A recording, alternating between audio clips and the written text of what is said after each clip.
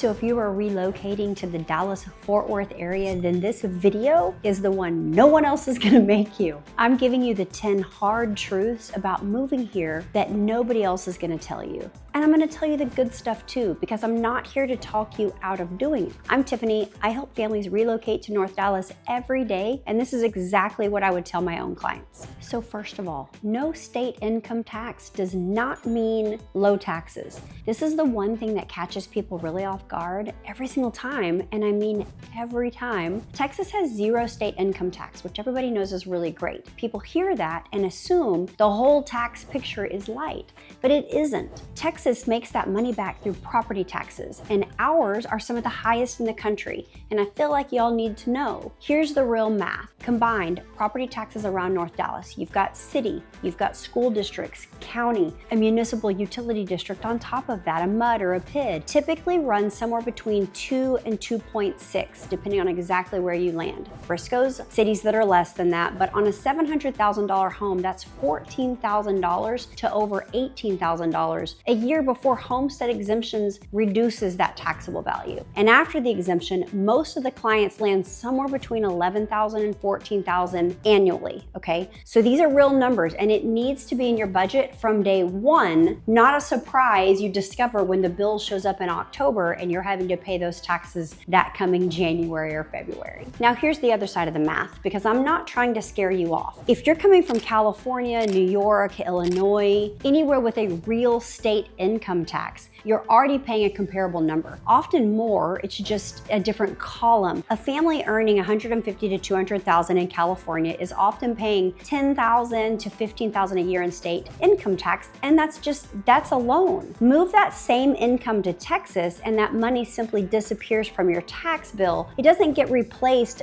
dollar for dollar by the property tax increase, okay? So that's better. For most of my relocation clients, especially higher earners, that net tax picture actually improves here, but I want you walking in with your eyes wide open, not surprised. One more thing on this, you can protest your taxes every single year, and I can walk you through that. I help all of my clients come year end, so don't skip it and make sure you ask me. Okay, so now moving to Dallas isn't actually a thing. Here's the first thing I tell every single relocation client. Dallas-Fort Worth is not one city. It's over 200 cities and towns spread across 13 counties, and that covers more than 9,000 square miles. That's bigger than some states. So when someone tells me we're moving to Dallas, my first question is always, okay, which part? Which Dallas? Because Frisco is not Plano, Plano is not Prosper, Prosper is not McKinney, and none of these are Fort Worth, which is its own animal entirely. We'll get into that a little bit later. Every one of these suburbs has its own school district, its own price point, its own community pattern, and its own personality. So 2 suburbs can be 15 minutes apart and feel like completely different places to live. And here's the part that really trips people up. School district lines in Texas do not follow city limits, all right? I've had clients fall in love with a home as a Fort Worth address, and when the house is actually zoned into Keller ISD or Aledo ISD, districts that rate completely differently.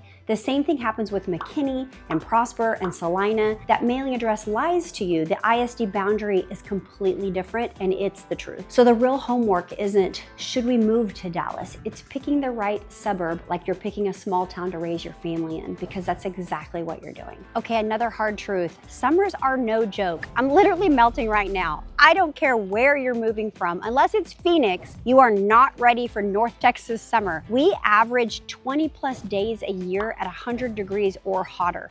Mostly stacked into July and August, by the way, and humidity makes it feel worse than the number on the thermometer. So your air conditioning is going to run around the clock from June through September. There's really no exceptions to that. Let's talk real numbers. A typical single family home here runs a summer electric bill of around $250 to $400. Older homes with poor insulation, homes with a lot of west facing glass, those can definitely run higher, or if you have a pool. This is not a sign that your AC is broken. That is just what it costs to live comfortably here in August. I tell my clients to build that into their monthly budget the same way they'd budget for a car payment, because it's that predictable and that real. Now the flip side, and I promise we're getting to the whole segment of all the good things at the end of the video, new construction homes here are typically built with better insulation and more efficient systems than older housing, specifically because they know what they're competing against every summer. If energy costs matter to you, it's a real factor in new construction versus resale. Spring weather is a line item in your budget, not just a headline. So North Texas sits in what people call Tornado Alley. And what I want to be straight with you about, what that actually means day to day, because the news coverage makes it sound scarier than that lived reality. Severe thunderstorms, large hail, tornado watches, they're all a completely normal part of our spring here. So roughly March through June, most of them amount to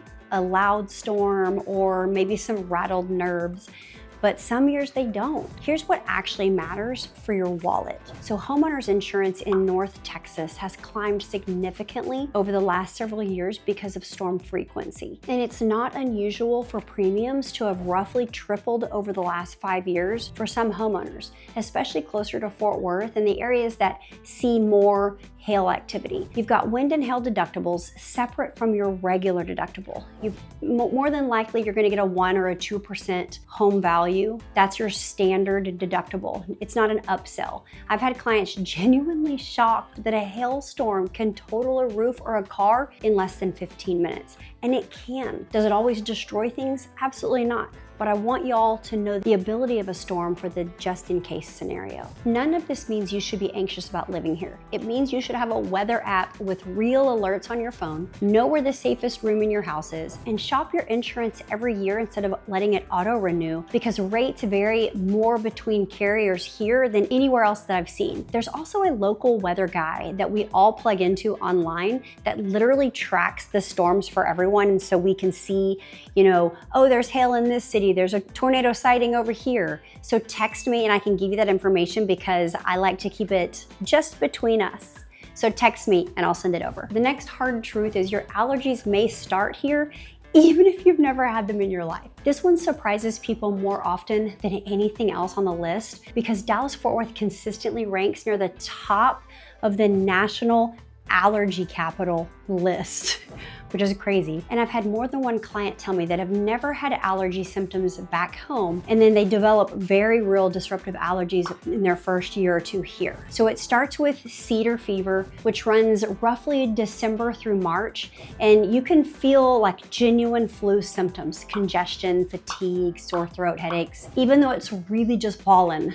And then right behind it, as the weather warms and it gets humid, you get ragweed and mold picking up the slack through the summer months. So if you're on the Fort Worth side, there's even more exposure because of the open land and the agricultural edges out there in that direction, which throws off additional pollen. My practical advice, find a local allergist in the first few months. Even if you've never needed one before, don't be surprised if you do. It's common enough here that it's basically a rite of passage for transplants. You can also go to the local farmer's market and get honey, local honey, because they will give you the natural antigens against that pollen and it just helps. You can also text me for the local farmer's market where you can get that honey. So another hard truth is you're going to drive a lot. There are no real regional public transit systems here that get you where you actually need to go on your own schedule. The DART does exist and it serves downtown Dallas and some of that inner suburbs reasonably well if you live and work along those lines. But if you're anywhere in the outer suburbs like Frisco, Prosper, Celina, McKinney, and you're driving everywhere, every day. Budget for it the way that you would budget for any fixed cost of living. So right alongside insurance, maintenance, gas, tolls. And the commute math matters more here than in almost any market I've seen. If your job is in downtown Dallas and you live out towards Celina or Prosper, that's a real meaningful drive. Easily 45 minutes each way with decent traffic, more at rush hour. Now, if you're from California, you're used to that. In fact, that's probably just getting you to the corner store 45 minutes. I've heard some horror stories. If you're commuting between Fort Worth and the Dallas side of the metroplex, you're looking at anywhere from 55 minutes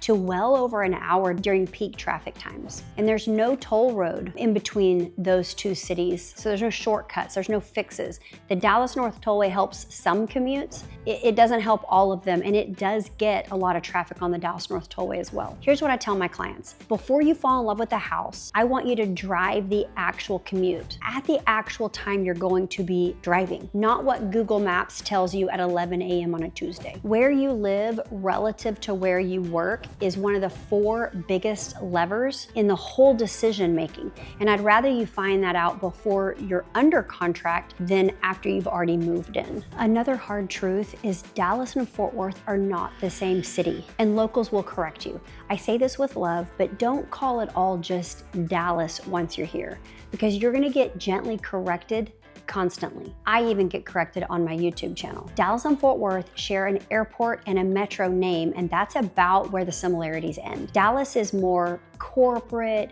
more polished, more of a buttoned up big city feel, like Legacy West, the Platinum Corridor, downtown's high rises. Fort Worth is literally Cowtown. It has real Western character. It's got the stockyards. It's got a genuine downtown in Sundance Square, and a culture. It feels distinct in a way you notice the minute you get there. They literally still have a cattle drive through the stockyards every day, and that would never happen in Dallas. This matters for more than just pride. Which half of the metroplex your household is anchored to changes your whole day-to-day life, your commute, your school options, even your weekend routines. If your employer is American Airlines or BNSF or Lockheed Martin, even the Naval Air Station, you're better served living on the Fort Worth side. If you're working in Legacy West, Frisco, or along the Dallas North Tollway corridor, you want to be anchored north, closer to where you work. Picking the wrong half of DFW for your job is one of the most common regrets I see, and it's completely avoidable if you map it out before you buy, and that's also what we help you do. Another hard truth is that home prices here aren't the steal they used to be. DFW still has a real reputation for affordability compared to the coast, and that reputation is earned, but if you're picturing 2015 Texas home prices, you need to reset that expectation. Prices in the suburbs everyone wants, like Frisco, Southlake, Prosper, have climbed substantially. Frisco's regularly running north of $600,000 for a solid single-family home, and Southlake, it's well over $1 million for a lot of those pockets. Even Fort Worth, which is genuinely one of the more affordable options in the metroplex with a median home price of around $340,000, has moved up meaningfully over the last several years. Rentals aren't immune either. I hear from clients constantly about the 150 to 200 plus jumps at that lease renewal, which is part of why so many of my relocation clients decide to buy rather than rent once they get here. Even if their original plan was to rent the first year, they get here and realize that it might not be the best option for them. So the honest framing I want to give you guys, DFW is still a better value than, say, Seattle or DC or coastal California or most of the Northeast corridor, and that gap is real and significant. It's not the bargain basement Texas everyone remembers from a decade ago, and you should shop with current numbers, not old assumptions. All right, another hard truth is these pretty new construction suburbs come with a real trade-off. So those gorgeous master plan communities that you're seeing all over Instagram, the resort style pools, the walking trails, the brand new elementary schools, they're beautiful.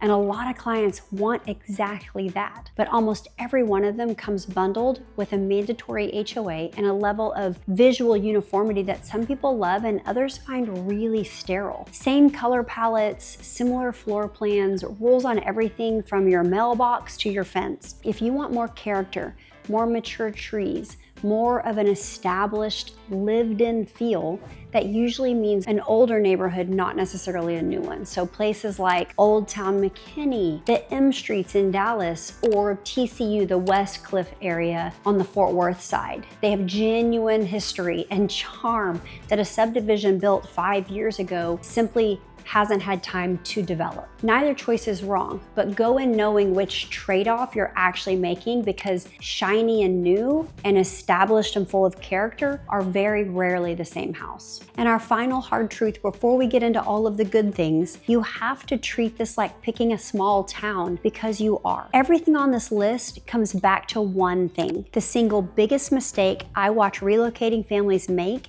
is choosing a suburb off the best place to live list list without ever stepping foot in it, or picking based on one factor, usually school ratings, without weighing it against the commute, the budget, and the lifestyle all together. I have every one of my relocation clients rank 4 things before we ever tour a single home: schools, commute, budget, and lifestyle. Whichever 2 matter most to your family should drive the search. If schools and commute are the top 2, that eliminates half the map immediately. If budget and lifestyle are what matter most, that points somewhere completely different. Do that ranking honestly before you fall in love with a listing photo, and the rest of the process gets dramatically clearer. All right, that's the hard side of it.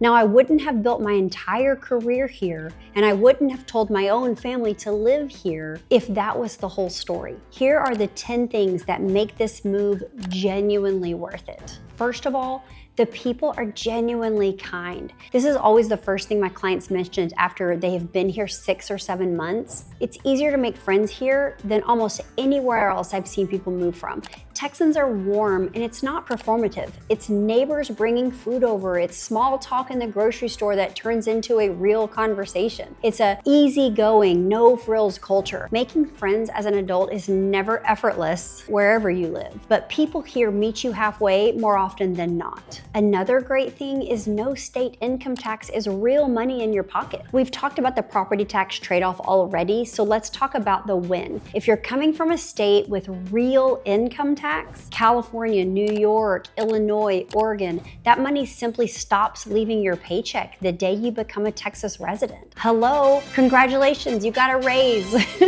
For a household earning $150,000 to $250,000, that can mean $8,000 to $20,000 a year staying in your pocket instead of going into a state government. Even after the higher property tax bill, most of my relocation clients come out ahead, sometimes significantly ahead, especially the higher your income is. Another good thing is winters are mild and the sun actually shows up. You get 3 rough summer months here in exchange for close to 9 months of mild, sunny, pleasant weather. January highs average around the 50s. We average under 40 inches of rain a year, and snow is rare enough that it's a genuine event when it happens, and everything shuts down so that we just stay at home. I've had clients who moved here from the Midwest or the Northwest tell me that the first November they're still golfing or eating on a patio.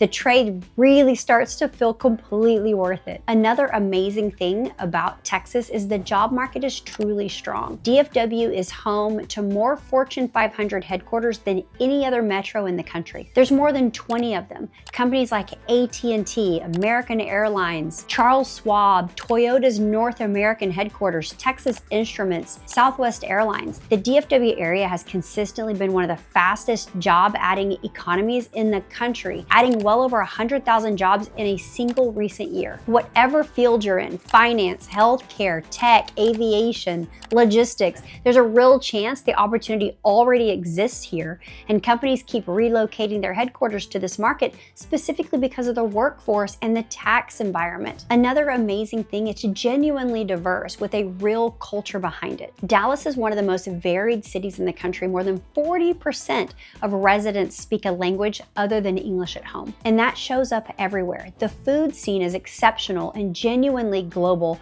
The art scene is active. Museums like the Dallas Museum of Art and the Kimball and the Modern out in Fort Worth are legitimately world-class. This isn't a place where you're stuck choosing between 3 restaurants. It's a place where you could eat somewhere different every night for a year and still not be out of options. Another amazing thing, homes are still attainable here compared to the coast. Even with prices climbing the way we talked about earlier, DFW homes remain a fraction of what comparable homes cost in Seattle, Washington, D.C., coastal California, and most of the whole Northeast. A family that's been priced out of home ownership in those markets often finds that the exact budget that got them nothing back home gets them a beautiful home here in Frisco, Prosper, or McKinney, or anywhere in the Dallas-Fort Worth area. There's always a house I can find you to fit your budget. That gap is the single biggest reason so many of my relocation clients make the move in the first place. Okay, another really great thing, DFW Airport puts you close to everywhere.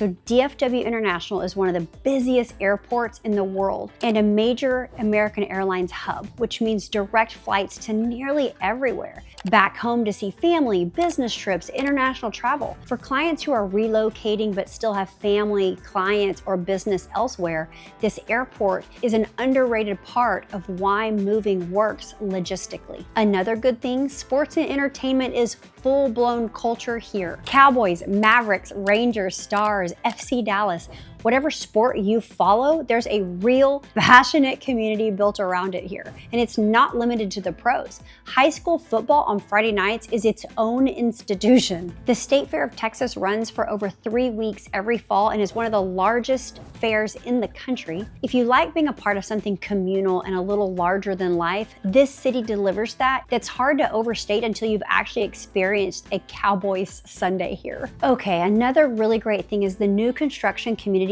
genuinely deliver on lifestyle. We talked about the HOA trade-off already, but let's be fair to the other side of it. These master planned communities, the ones going up all over far north Dallas, come with resort style pools. Frisco has 30 miles of interconnected walking trails. They've got brand new schools built to serve exactly the families moving in, and a genuine amenity package that a lot of the markets simply don't build anymore. If a turnkey, low maintenance, amenity rich lifestyle is what your family wants, very few places execute it as well as far north Dallas suburbs right now. And then another really great thing is there's real room to build the life you're picturing with the equity you're wanting. This is the thing that ties everything together for me. DFW is still growing. Nearly 400 people move to the Dallas-Fort Worth area every single day. And that growth means opportunity that a lot of the more built out, more expensive markets simply don't have anymore. You've got new schools, new job centers,